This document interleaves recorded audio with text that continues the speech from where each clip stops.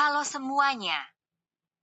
Di video kali ini kita bakal kupas tuntas misteri di balik zat, wujud, dan getaran.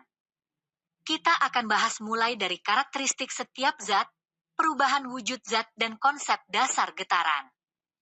Yuk simak video ini sampai habis. Pernah gak sih kalian memperhatikan benda-benda di sekitar kalian? Mulai dari HP yang kalian pegang, air yang kalian minum, sampai udara yang kalian hirup, semua itu pasti terlihat beda bukan? Tapi, tahu gak di dalam ilmu sains, semua itu punya nama keren yang sama yaitu zat atau materi. Jadi, zat yaitu segala sesuatu yang memiliki massa dan menempati ruang dan memiliki volume. Dengan kata lain, zat merupakan materi penyusun benda-benda di sekitar kita, baik yang berwujud padat, cair, maupun gas. Setelah kita tahu definisi zat, sekarang kita bahas 3 sifat wujud zat yang paling utama di bumi, yaitu padat, cair, dan gas. Yang pertama sifat zat padat, yaitu bentuknya tetap, tidak mengikuti wadahnya. Volumenya tetap, sulit diubah. Partikel-partikelnya sangat rapat dan teratur. Gaya tarik antar partikel sangat kuat. Sulit dimampatkan, tidak mudah ditekan. Partikelnya hanya bisa bergetar di tempatnya, tidak berpindah-pindah. Contoh, batu, kayu, besi, meja, es batu. Kedua, sifat zat cair, yaitu bentuknya tidak tetap, mengikuti bentuk wadahnya.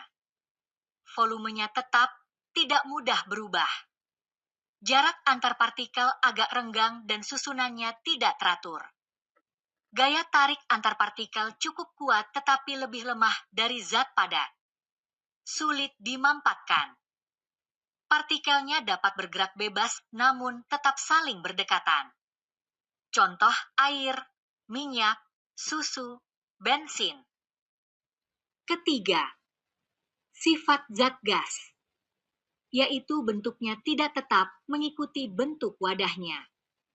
Volumenya tidak tetap, bisa mengembang memenuhi seluruh ruang wadah. Jarak antar partikel sangat jauh dan susunannya tidak teratur. Gaya tarik antar partikel sangat lemah. Mudah dimampatkan, mudah ditekan. Partikelnya bergerak bebas dan cepat ke segala arah. Contoh, udara, oksigen, karbon dioksida.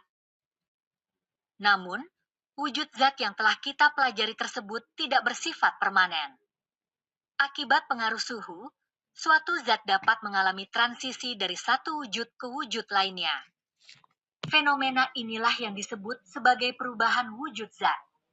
Mari kita pelajari proses dan jenis-jenis perubahan wujud tersebut. Fenomena pertama mencair, yaitu perubahan wujud zat dari padat menjadi cair karena menerima energi panas. Contohnya, es batu yang diletakkan di ruang terbuka lama-kelamaan akan menjadi air. Kedua, membeku, yaitu perubahan wujud zat dari cair menjadi padat karena melepas energi panas. Contohnya, air akan menjadi es ketika diletakkan di kulkas. Ketiga, mengembun, yaitu perubahan wujud zat dari gas menjadi cair karena melepas energi panas. Contohnya, uap air menjadi embun di pagi hari.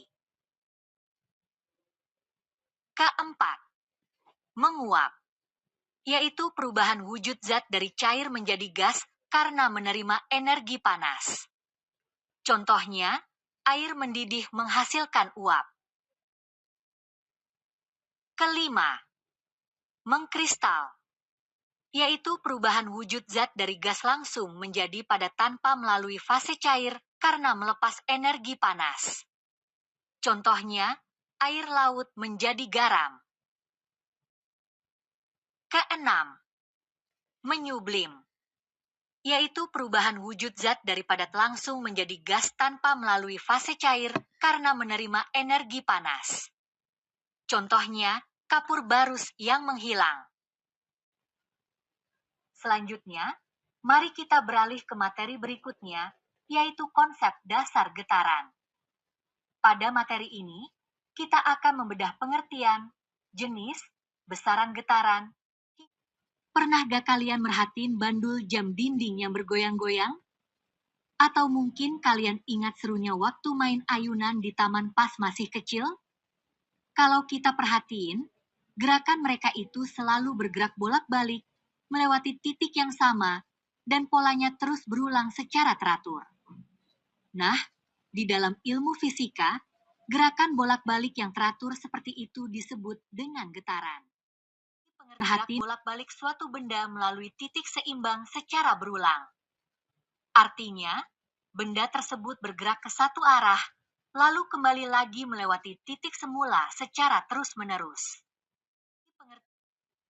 Setelah mengetahui pengertian getaran, maka kita akan melanjutkan kepada dua jenis getaran. Apa aja sih? Yuk simak pembahasan berikut ini. Yang pertama, yaitu getaran bebas.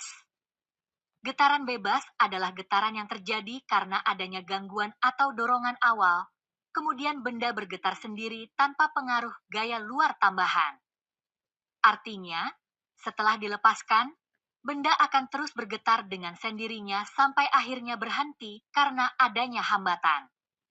Contoh, senar gitar yang dipetik. Yang kedua, yaitu getaran paksa.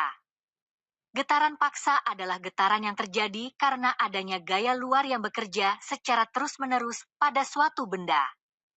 Artinya, benda akan tetap bergetar selama masih ada gaya dari luar yang mempengaruhinya.